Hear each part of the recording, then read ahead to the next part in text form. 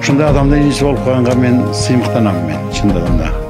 Өтө кичпейлүү, сүйлөшүп турсаң деле демелип калат элең, анын айткан акылдарын эчим айтпайт. Эмгекчилдиги. Партада окуп жүрүп, мектепти аяктап анан окуу жайга кеткен. Игерген булар азгыдай эмес, калың күчтүү булар. Ошондо ошокко отуруп жүрүшкөндө экекеден отурушкан. Кыргызстандын биринчи премьер-министри Насирдин Исановдун үйү Ош облусунун Ноокат районунун Көкбел айылында жайгашкан. Бул үйдүн коломтосун өчүрбөй жаккан Исановдун эң кичүү бир тууган иниси. Ал агасынын кайталангыс мүнөзүн мектепте үлгүлүү окуучу катары оозго алынганын эстеп өттү. Эми мен кичинемден эле агам менен бирге чоңойдум. Агамдын эми өзгөчөлүгү өтө кичпейил, эмгекчил, адамгерчиликтүү, анан сабакта окуп аткан немелерин айтсаң өтө неме да. Жакшы окуган, өтө зээндүү, боорукер адам болгон. Ошонун окуп жүрүп бүтүп кетти, Москвага окууга кеткен да. Кетип ошо окуп жүрүп ошо каникулдарга чыкканда келип, үйлөргө келип, эми бул жерим толуу жер да.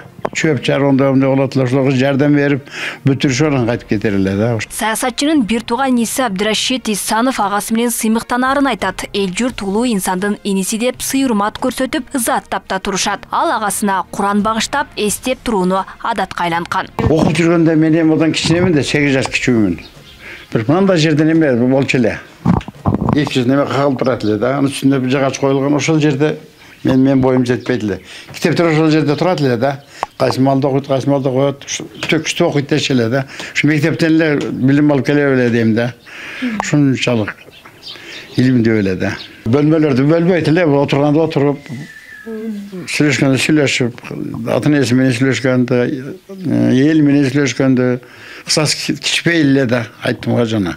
Onu менен сүйлөшүп отурсаң, дем алып эле калат элең да.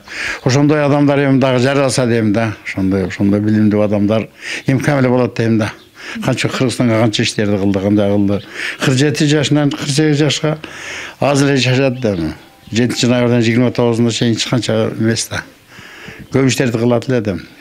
Премьер болуп эле бир жылга жеткен жок да. 9 ай эле иштеди. Исановдор 6 бир тууган болсо, алардын ичинен жалгыз гана Насирден жогорку билимге ээ болгон. Айылдагы мектепти аяктаган соң Москвадагы Куйбышев атындагы инженердик курулуш институтуна окуган. Мекенине кайтып келген жаш адис Ош шаар курулуш ишканасында башкы инженер, башкы технолог болуп эмгек жолун баштаган. Ал Кыргызстандын премьер-министрлигине чейин жеткен. Кыйын кезеңде өлкөнүн базар экономикасы боюнча концепциясын иштеп чыгып, мамлекеттин демократиялык жол менен кетүүсүнө өз салымын кошкон.